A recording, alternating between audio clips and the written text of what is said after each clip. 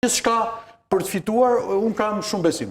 Okej, paktën po bëj Dhe dhe po kaloi Ignatia në Europa League, i gjej do i bi që parashikimi im ka qenë 100% sepse dy kompeticione justifikon, po. Ndërkohë, kalojmë për Dinamo. Jo, duhet të pyes pak të ardhurat, pra Ignatia ka mbushur të arkat e veta. Ka siguruar deri tani 3.8 milion euro.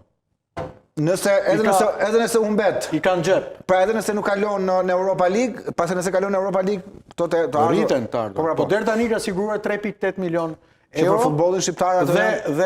Dhe pastaj për gjatë fazës grupeve ose fazës ligës, po do mbeti faza e grupeve, për çdo fitore ke bonus, për çdo barazim ke bonus, plus që pa dy me drejtat e televizive gjithçka tjetër, por kam një pyetje, 3.8 milion euro janë shumë për ti që ke gjithë ditën që merresh me futbollin dhe njeh shumë mirë futbollin shqiptar. Me 3.8 milion euro të ardhuar deri tani për Ignatian, janë të mjaftueshme për një sezon, 2 sezone? Pra edhe sigur mos ketë asnjë të ardhur tjetër? Patjetër. Dgjoj, madje thash, zotësia e atij burrit që drejton Ignatian është që ai ka bërë dhe një shet lojtar të mirë dhe merr po lojtar të mirë, sepse ti e ke luksin. Ai ka blinduar gjitha postet me nga 2-3 lojtar, ikën një lojtar, vjen një lojtar po aq i mirë që ambientohet, kur ti ke kushtet e tjera. Kështu që thash, Ignatia ka mundësinë ideale dhe unë kam përshtypjen që do ta bëj, që të bëj një cikël ashtu siç e bëri Skënderbeu dhe për të dytin herë, rrethet i japin një leksion të pastër menaxhimi kryeqytetit. Kalojmë tek Dinamo, Pafos. Dinamo e ka më të vështirë se Ignatia në flasën në përballje direkte. Jo. Është më të thua Lidhës Rom është më i fortë, them unë. Me Pafosin që ishte në fazën e grupit e ligës. Për mua Lidhës Rom është më i fortë. Okej. Dinamo për të dytin vit me radh, është historike sepse shkon në play-offin e Europa Ligës, të Conference Ligës. Për të parin vit, kjo është historike, kalon 3 ture.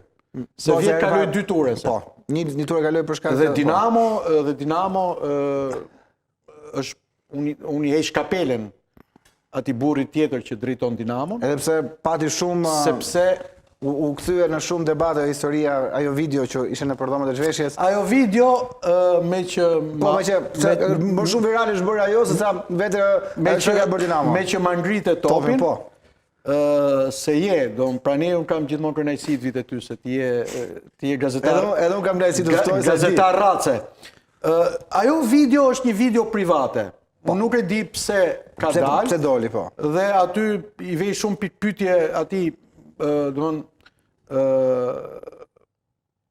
atyre që drejtojnë pjesën e PR-it, do thuash.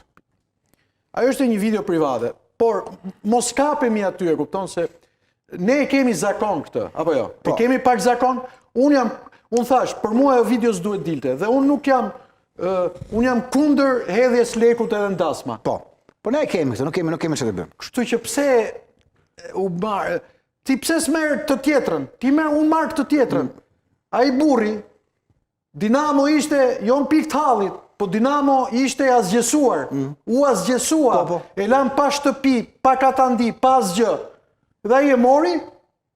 Jo po pse e vuri City, jo pse e vuri këtë, sepse edhe unë kam qenë. Ti ke qenë një nga ata. Jo, patjetër. Patjetër.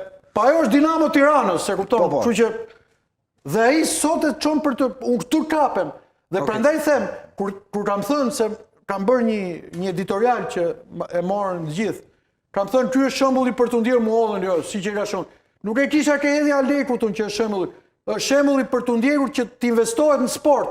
Se shqyr Zotit, lavdi Zotit, që ka një burr të Dinamo, që investon, që ka një burr të Ignatia, që ka një burr të Vllaznia e femrave, që ka një burr të Partizani, ke Tirana, ke Vora, Vora është shembull për të ndjekur.